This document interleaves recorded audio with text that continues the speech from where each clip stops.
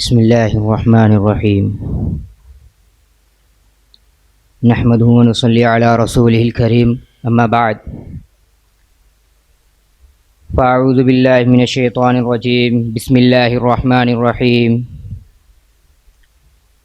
وقل للمؤمنات يغضضن من أبصارهن ويحفظن فروجهن ولا يبدين زينتهن إلا ما ظهر منها وَلْيَضْرِبْنَ بِخُمُرِهِنَّ عَلَى جُيُوبِهِنَّ صدق الله العظيم.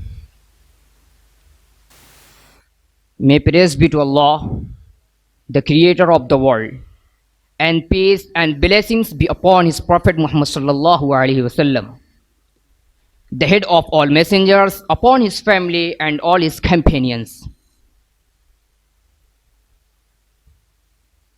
Prominent president of today's program, highly qualified judges, and dear all. Firstly, I would like to say welcome to all of you with Islamic greeting, Assalamu alaikum wa rahmatullahi wa barakatuh. Today, I want to speak something on the topic of a Muslim woman true architect of an Islamic nation. Dear friend,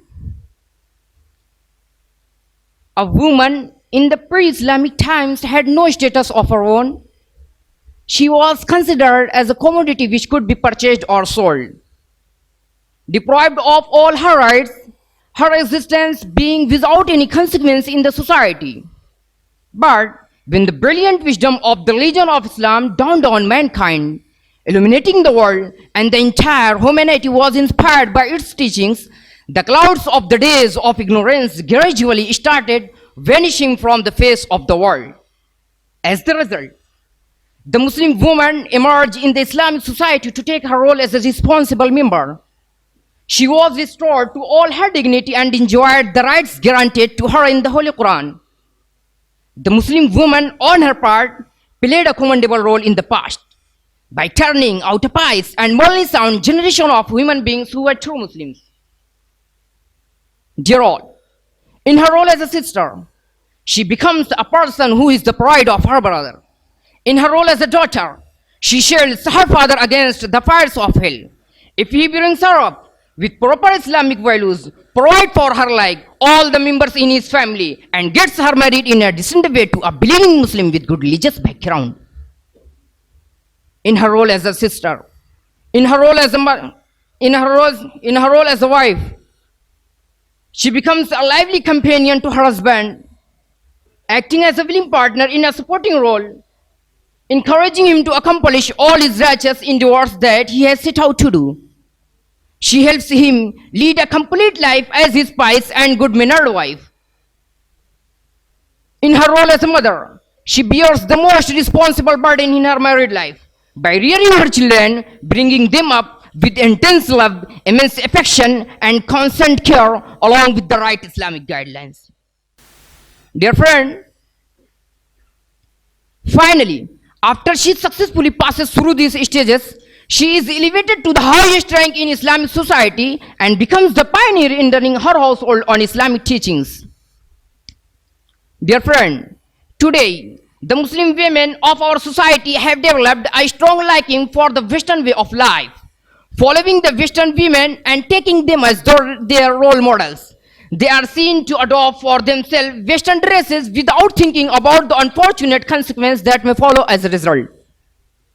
They have started imbibing other improper traits, their character, like freely intermingling with men, earning a livelihood by pursuing careers in order to further material comforts, and participating actively in public affairs. They think illogically that they have touched the highest pitch of their social development and progress in thereby embracing the Western way of conduct in life. Their success and attainments in the occasion of their choice have deluded them into thinking falsely that they have attained the pinnacle of their success and glory by accepting the Western way of life. Dear audience, we cannot simply understand how a woman who claims to be a Muslim and professes the religion of Islam, offers all her obligatory prayers, and keeps all the fasts in the month of Ramadan, walks in public places unveiled, completely careless of the Islamic traits that are required from her by the teachings of glorious Quran and the Prophet Muhammad sallallahu alaihi wasallam on the subjects of guarding her modesty and chastity. She should deeply contemplate over the words of the Holy Quran which reads, and say to the believing women that they must lower their gazes and guard their private part, and must not expose their adornments except that which appears thereof, and must wrap their bosoms with their shawls, proper covering, chapter number 24, verse number 31. Alas, even the Muslim women don't like to abide by the teachings of glorious Quran, and they have desired to be the like the Western women and consider it achievement. But remember one thing, if it were progress, European women would never accept Islam. May Allah grant us a deep understanding of Islam and guide us to the right path. Wa akhiru da'wana alhamdulillahi rabbil alameen.